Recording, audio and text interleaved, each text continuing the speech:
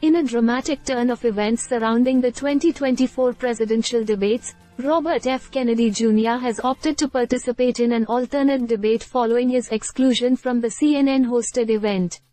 The decision came after CNN's announcement that Kennedy did not meet the criteria to be on their debate stage.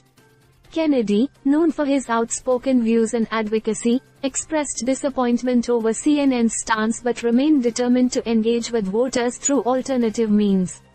The alternate debate, organized independently of mainstream media channels, aims to provide a platform for candidates like Kennedy who may not fit traditional debate criteria but have significant public support. Critics argue that CNN's exclusion criteria may not fully capture the diverse spectrum of candidates and viewpoints in the current political landscape. Kennedy's supporters have rallied behind him, highlighting his unique perspective on key issues such as healthcare reform, environmental policy, and civil liberties.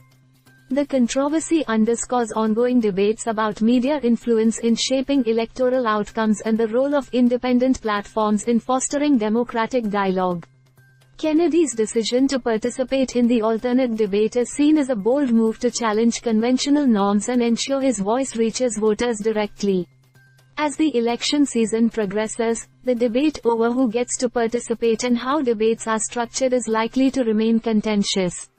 With alternative debates gaining traction, the landscape of political discourse in the United States continues to evolve.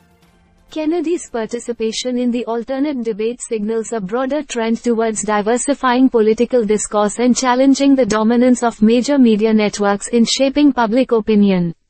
His campaign has emphasized grassroots engagement and direct voter outreach as key strategies in navigating the complex terrain of modern electoral politics. The outcome of Kennedy's participation in the alternate debate could have far-reaching implications for future election cycles and the role of media in democratic processes. As voters weigh their options, the debate continues on how best to ensure that all voices are heard in the political arena.